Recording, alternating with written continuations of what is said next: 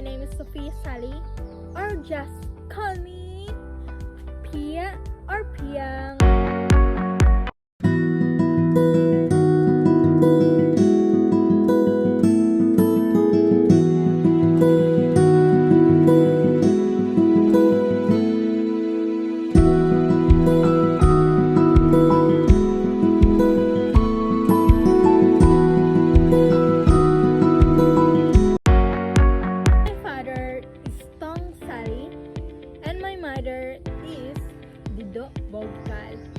My father work is farmer and my mother is OFW.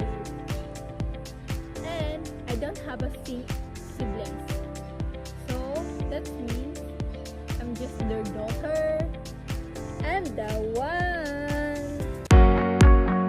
So I graduate at Hakipan High School. So I describe our school is masasabi ko talaga na sobrang saya. Madaming opportunity when it comes sa Hakipan High School. Madaming program, madami talaga. Maganda as in. And if you ask about teacher, masasabi ko talagang sobrang worth it. Mag-aral dahil kung gaano kagaling magturo, sila ganun rin sila kabait. But di rin natin maiwasan na may mga teacher din talaga na may favoritism.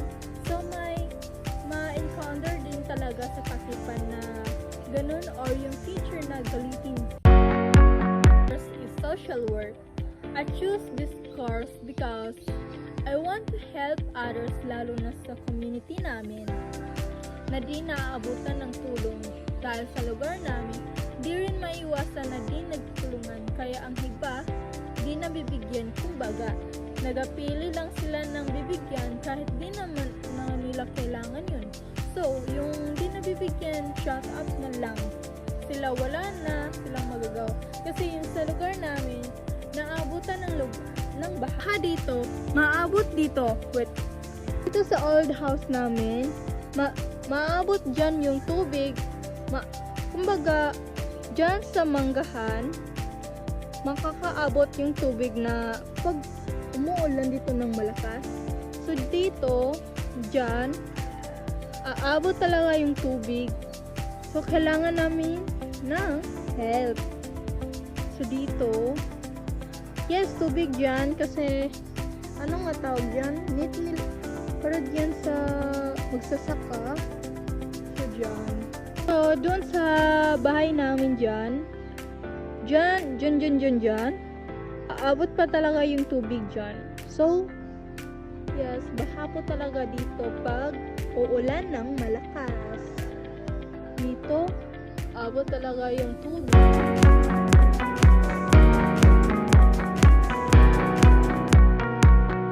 I choose Southern Christian College dahil gusto ko maging independent person dahil sa laki ako sa may umaalalay. And nag-influence sa akin mag-enroll sa Southern Christian College ay friend ko. Pero at first, alam ko na talaga Southern ako mag-school. Kahit di pa niya nasasabi na Southern Christian College kami mag-aral. And I think mabibigyan rin ako ng opportunity na makakapagtapos sa SEC. And gusto ko rin makakapagtrabaho sa SEC pag makagraduate ako sa SEC. Inshallah. My goal in life is I want graduate in SEC. And I will study to achieve that. Like I'm gonna do my best just to graduate at SEC. I think it's hard to face this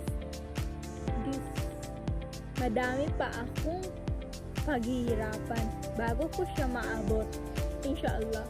So, inshallah, I wanna see myself as a graduate person and helping my community or others' community. And lastly, I wanna see myself traveling in other countries. Bye!